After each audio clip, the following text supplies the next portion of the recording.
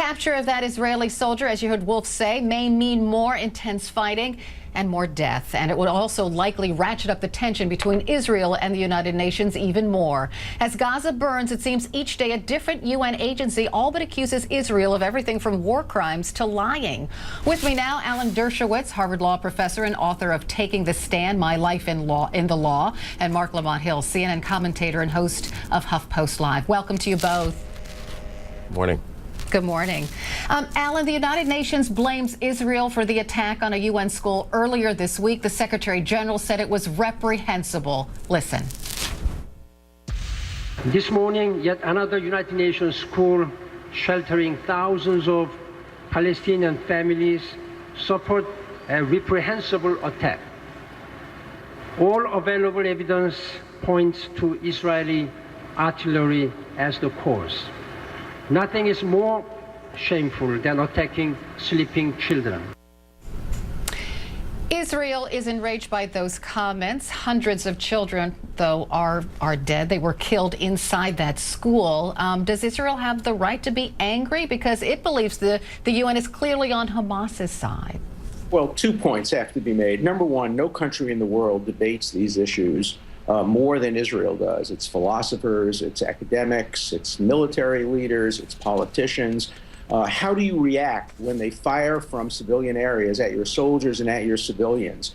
How do you evaluate the life of an Israeli civilian, an Israeli child, against the life of a Palestinian child or the life of an Israeli soldier? These are debated endlessly. Israel has no interest ever in killing a civilian. Look what it does to its reputation when it happens. It's clearly always the fault of Hamas because they fire from behind human shields. That's their policy. Second point that has to be made is that we now know why Hamas agreed to the ceasefire. Everybody was wondering, why suddenly did they agree? Because all the while they were planning this kidnapping, this assault, this breaking of the ceasefire. They were planning to use the ceasefire as an excuse to do what they've wanted to do right from the beginning: kidnap an Israeli soldier and hold him for ransom and extortion. And this may mark the end of any further ceasefires based on any kind of trust. Marc, do you agree with that?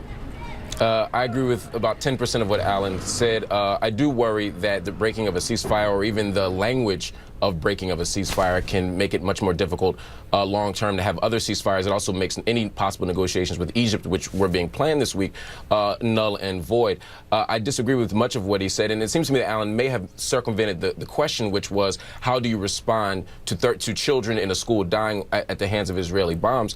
And the question is that it is morally reprehensible, and the United Nations has every right to stand out and speak out against that, and I would hope that they would. And if Hamas has broken this ceasefire and killed that poor 23-year-old Israeli soldier, I hope that they would also get international condemnation. But I would like to see that investigated, because there have been so many moments where Israel has used the unfortunate death of someone as the pretext for further siege. Oftentimes, because if you talk to Hamas right now, they'll say that kidnapping happened before the ceasefire. I don't know if it's true or not, but I think we need to investigate and find out. But I think it's very dangerous to frame Hamas as a group of terrorists purely, as opposed to people who are trying to negotiate as well.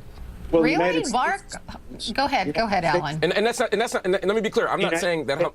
That's not a pro-Hamas statement. I'm not defending Hamas. I'm simply saying that it doesn't move the conversation forward to simply dismiss Hamas and not also talk about these other issues. Let me be clear about that. It is a pro-Hamas statement, whether you intend it that way or not. The United States, Canada, most of Europe have designated Hamas to be a terrorist organization. Terrorist organizations don't play by the rules. And where the UN goes wrong is it must place the blame for the attacks on the UN facilities on those who use the UN facilities from which to fire rockets. That's the double war crime. Using human shields, hiding in schools, putting your rockets in schools. You know that the rules of engagement. But in fairness, Alan, in that particular school, the United Nations says it warned the Israeli military 17 times that this was a shelter and there was nothing to fear, and yet the school came under attack. But there was something to fear. Israel has videotape proof that the area around the shelter was being used by Hamas to fire rockets at its soldiers. Let me ask you this. So why didn't it clear the school? Are you justifying the bombing of a school? If you were an American commander, would you tell your troops not to fire back if enemies were trying to kill your soldiers from behind UN facilities? Would you like to be the one who calls the mother of the American soldier who's been killed and said, sorry, your son died because we told him not to fire back when he was being fired at because the enemy was using UN facilities as human shields. No country would do that. I'm baffled at your logic, Alan. On the one hand, you're constantly accusing Hamas of using human shields, and yet you're somehow justifying the bombing of a UN school or shelter with children in it. A UN shelter with children in it. Yeah, no, I mean, you essentially are. You're saying, well, what would you do in that circumstance, as if that makes the logic reasonable. Alan, at the end of the day here, what would you do? What would you do, Mark, if you were being fired on from a UN shelter and the choice was being killed by enemy terrorists or firing back at them, trying desperately to avoid civilians, but knowing that there is a possibility that civilians not a possibility. Your enemy, because your enemy, yes, it's only a possibility because Israel goes to great efforts not to hit civilians, but they know that they may have to do that in an effort to get at the terrorists. You would fire back a great to effort. Everybody would fire back. And Alan, 80% of the Palestinians dead are civilians. It's absurd to suggest. 80% of the United States is doing in Afghanistan. Well, Alan, pause for a second and let Mark get a word in. Mark, go He's ahead. filibustering. That's all. 80% of the people in Palestine who have died are civilians. So if they're going to great care, they're not doing a very good job. I also don't begin from the place of, because Alan always begins from placing Israel in a defensive position and saying, what would you do if these people were firing upon you? The problem with that logic is that begins with Palestinian resistance as opposed to Israeli occupation. If you begin from the place of Israeli occupation and you talk about Palestinian resistance to that, then suddenly the question should be, what would you do if you're Israel and you're an apartheid state and you're an occupying force? That, to me, is the more fundamental question here. And again, I'm not, and let me hold on, Alan, and hold on, Alan, and hold on, Alan, please. And once again, I'm not defending the killing of innocent children. I'm not defending breaking of ceasefires. I'm not suggesting that Hamas is above critique. I'm not pro-Hamas. I'm anti-occupation, and that's a very different conversation. And that's what the United Nations is attempting to do. Apartheid states, you're engaging in bigotry. Look, I fought against apartheid. I was part of the legal team for Nelson Mandela. I know what apartheid is. How dare you call Israel an apartheid state? Arabs and Jews worked together, lived together, served in the Knesset together. The Gaza was emptied of all occupation in 2005 and 2007. I hope I get a chance to respond. Israel left behind all of the greenhouses. Hamas turned them into terrorist rockets. Shame on you for calling Israel an apartheid state. Well, you have become part of the problem, not part of the solution, Mark. Well, your moral censure aside, I'd like to respond to that. First of all, if you look right now, there's first, second, and third class citizenship for Israelis versus Arab Israelis and Palestinian Israelis. Excuse me, Arab Israelis and Palestinians. Please, Alan, let Mark respond. I'll just waiting for him. Are you done? Thank you, sir.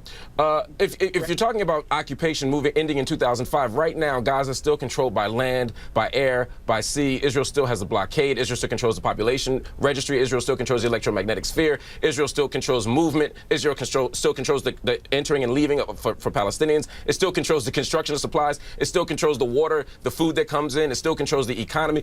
Palestinians have not had one day of self-determination. If you don't call that second-class citizenship and an apartheid state, shame on you. Well, you talked about Israel being an apartheid state, number one. Number two, Israel... Address those points I made, though. Address those points I made, Alan.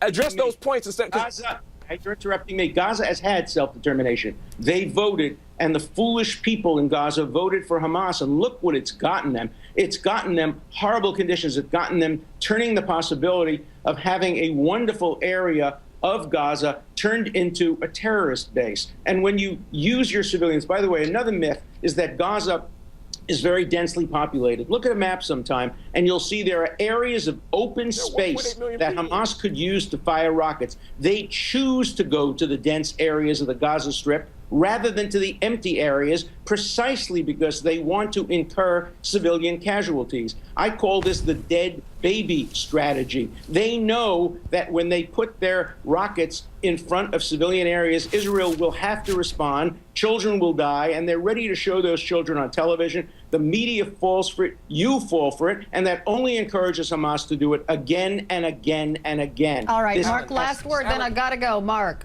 I'd be curious to know, although I don't want you to answer it now, Alan. I'd be curious to know if Alan has any critique of Israel. Alan is tearing down the straw man that Hamas has things to critique, that Hamas has made mistakes, that Hamas is worthy of moral censure as well. I begin from the place of saying, look, I'm not pro-Hamas, so his critiques of Hamas, some of them I agree with. But again, Alan seems to refuse to acknowledge that everything that Hamas is doing, everything the Palestinian people are fighting for, is from a posture of resistance to occupation. The fact that he denies that occupation, the fact that he ignores the United Nations censure of the they were doing this before they gave me the last word. Occupation All right, began. I'm going to have to end They this, gave me the last word, man. Sorry. No. Okay, I got to end this here. Thanks to you both for being with me. I appreciate it. Love you, Alan Dershowitz, Marc Lamont Hill. We'll be right back.